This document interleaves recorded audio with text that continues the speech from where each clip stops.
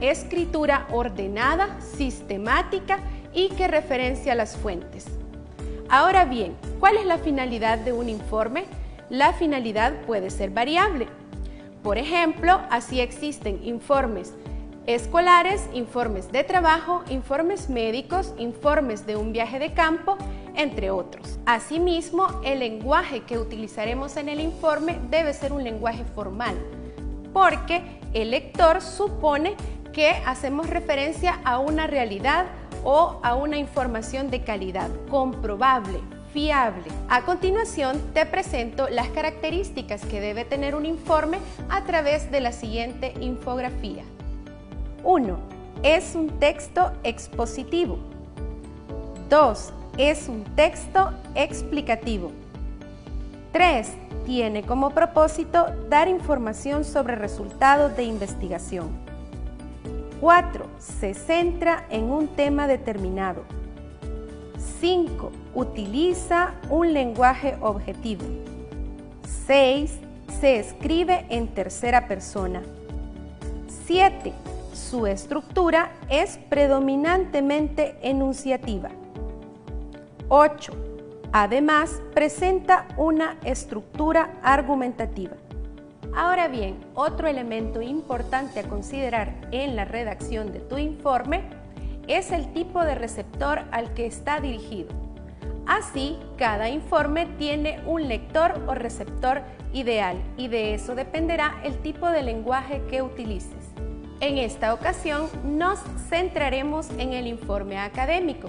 El informe académico es un tipo de informe que nos expone los resultados de una investigación bibliográfica o de campo. En el mismo se referencian las fuentes de información, así como debe estar estructurado en 4 partes.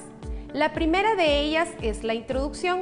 En ella se expone brevemente de qué tratará el informe, así como los pasos secuenciados de la investigación. Posteriormente encontramos el cuerpo del informe, en el que se detallan las ideas fundamentales de la investigación, así como los temas y subtemas, la metodología y los logros del proceso investigativo. Finalmente encontramos las conclusiones. Las conclusiones nos aportan los aprendizajes, logros y aquellos hallazgos más relevantes de la investigación. Nuestro informe no está completo si no agregamos la bibliografía. En la bibliografía referenciamos los autores consultados, los diferentes materiales y también las fuentes primarias, es decir, quienes nos aportaron la información. Así, estamos listos para poder construir nuestro informe.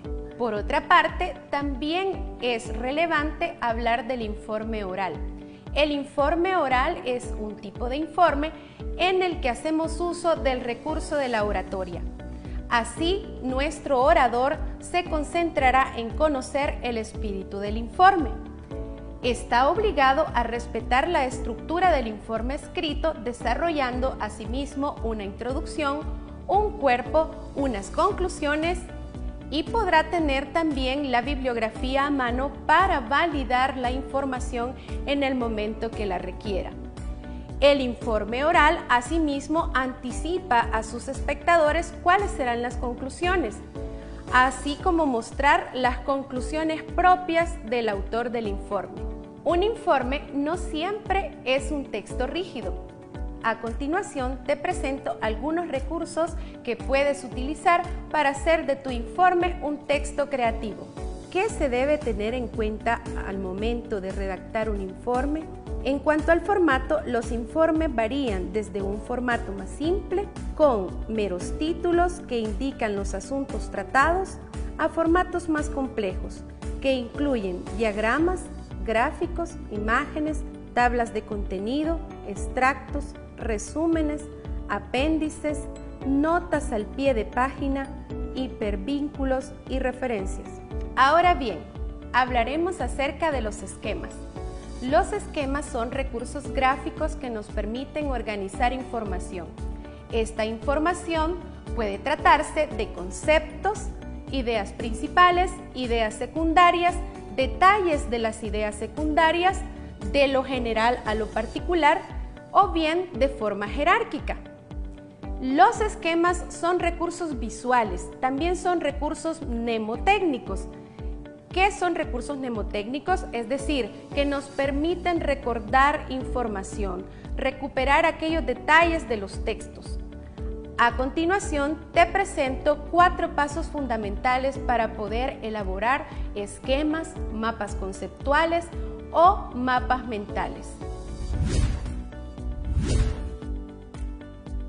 1. Ubica cuál es el tema central del texto y escríbelo, empleando palabras claves, una frase corta, clara y precisa. 2. Identifica y subraya los conceptos e ideas principales, así como las ideas secundarias en el párrafo o secciones correspondientes. 3. Anota al margen de cada párrafo o sección palabras claves o frases breves, claras y precisas, para agregar los conceptos e ideas que hayas identificado. 4. Elige el tipo de esquema que vas a realizar. ¿Cuál elaborar? Depende de tu creatividad, del tema que estás tratando y de tu estilo de aprendizaje. En la imagen anterior hemos podido apreciar los 4 pasos para elaborar un esquema mostrado en una forma de mapa conceptual. Ahora bien, ¿qué es un mapa conceptual? Es un tipo de organizador gráfico que ordena la información de lo general a lo particular. Utiliza conectores, preposiciones, así como una red de conceptos o de ideas principales y secundarias. Por otra parte, están los mapas mentales o mapa de ideas. Estas son representaciones gráficas, sobre todo muy creativas, en las que puedes establecer las ideas principales, ideas secundarias, así como aquellos detalles que más te interesan del tema. Finalmente, los esquemas son recursos gráficos que nos permiten organizar la información de forma jerárquica, o bien de lo general a lo particular, estableciendo los detalles de cada uno de los conceptos. Puedes tener en cuenta que hay esquemas de llaves, esquemas circulares o bien de cajas. Asimismo, cualquiera de estos tipos de esquemas o bien de mapas, ya sea conceptuales o mapas mentales, nos permiten organizar información de diferente manera. Como ya te mencionaba, puede ser de forma jerárquica o bien de lo general a lo particular. Respuesta del PNUD ante el COVID-19. Es una crisis humanitaria. ¿Qué ha sucedido? En el año 2020 debía iniciar el cumplimiento de objetivos de desarrollo sostenible. Los objetivos no podrán cumplirse por la situación actual. ¿Cómo ha afectado? Ha generado una crisis de desarrollo. Tendrá repercusiones graves en países frágiles y menos favorecidos. ¿Cómo aporta el PNUD? Ayuda a la preparación, respuesta y recuperación frente a la pandemia. Ha racionalizado procesos para ser más ágil. Ha aumentado flexibilidad para las donaciones. ¿Qué debemos hacer? Debemos trabajar todos juntos para combatir esta pandemia. ¿Sabías que algunos profesionales se ganan la vida redactando informes?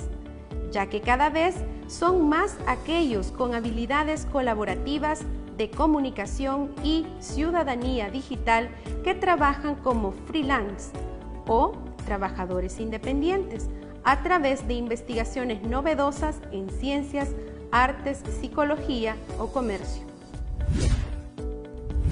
En este momento te ayudaré a establecer los pasos para poder redactar un informe de manera sencilla y ordenada. En primer lugar, debes establecer cuál será el tema de investigación. Posteriormente, los objetivos. Así tendrás una dirección para buscar la información más adecuada y poder seleccionar las fuentes de calidad. Después deberás verificar el tipo de lenguaje que debes emplear. Yo te recomiendo el lenguaje formal, puesto que un informe es un texto informativo y explicativo. Asimismo, debes citar las fuentes que utilizas en tu informe, elaborando una bibliografía. Finalmente, recuerda que elaborar informes, así como elaborar esquemas, no solo corresponde a resolver una tarea.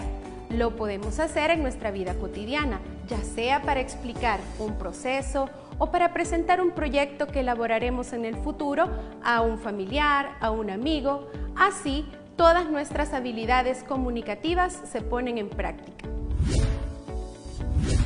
¿Sabías que los términos meme, selfie, scratch, sororidad o viralizar son algunas de las palabras que incorporó la Real Academia Española de la Lengua en el año 2018? En este momento te ayudaré en la resolución de la guía de autoaprendizaje. En la misma aparece un fragmento cuyo tema principal es el Internet y sus usuarios. Se nos habla en la guía acerca de los memes. Cómo se definen en la misma son unidades culturales de información. Los memes producen contenidos que se viralizan. Estos términos, como ya lo hemos aprendido, fueron incorporados por la Real Academia Española de la Lengua en el 2018. En el mismo texto, el autor compara a los memes con los genes por la capacidad que estos tienen para generar nueva información, nuevas perspectivas sobre sucesos coyunturales. ¿Sabías que las 3 redes sociales con más usuarios son Facebook, con más de 1.170 millones de usuarios, YouTube, con 1.000 millones de usuarios, WhatsApp, con 600 millones de usuarios, y que cada usuario posee al menos 5 cuentas de redes sociales, siendo por tanto el Internet un medio que facilita diferentes actividades, la comunicación familiar, el comercio, el trabajo y la educación. Ahora que ya hemos analizado el texto que aparece en tu guía de autoaprendizaje, seremos capaces de establecer si la información es verídica o no. Una de las preguntas que se te presenta para la misma te consulta si eres capaz de decir si una información es de calidad o fiable. Pero, ¿qué criterios debemos tomar para saber si una información es de calidad o fiable? Algunos de ellos son los siguientes. En primer lugar, que la información esté respaldada por una institución académica. En segundo lugar, que pueda tener un autor específico. Además, que ese autor nos dé las fuentes consultadas. Finalmente, que pertenezca a una sección de una revista científica o bien a una publicación institucional. Por otra parte, algunos buscadores que nos pueden ayudar a saber si la información es verídica son los que te presento a continuación. Seguro ustedes, al igual que a muchos, cuando van a realizar una búsqueda académica, la realizan en Google. Eso es normal. Lo que deben tener en cuenta es que existen otras plataformas que nos pueden brindar resultados centrados en lo que es la academia.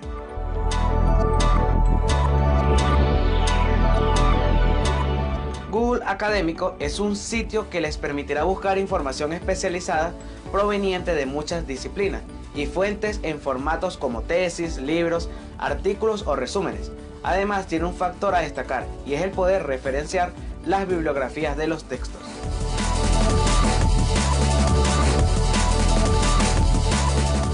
YouTube Education es un canal generado automáticamente por YouTube, en el cual se pueden hallar recursos de apoyo para complementar investigaciones, tareas o aprender algo nuevo.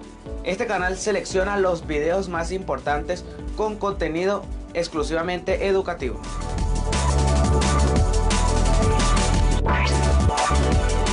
Microsoft Academy Share es una potente herramienta web que indexa millones de publicaciones académicas, pero además muestra las relaciones existentes entre sujetos, autores y contenido, para así ayudar a definir las investigaciones.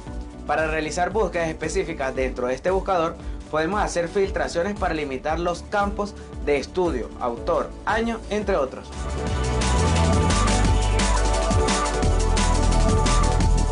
El Centro de Información de Recursos Educativos, ERIC, del Instituto de Ciencias de la Educación, es una enorme base de datos creada por el gobierno de Estados Unidos en 1964 para albergar recursos, artículos, documentos y bibliografías especializadas de diversos sitios y revistas.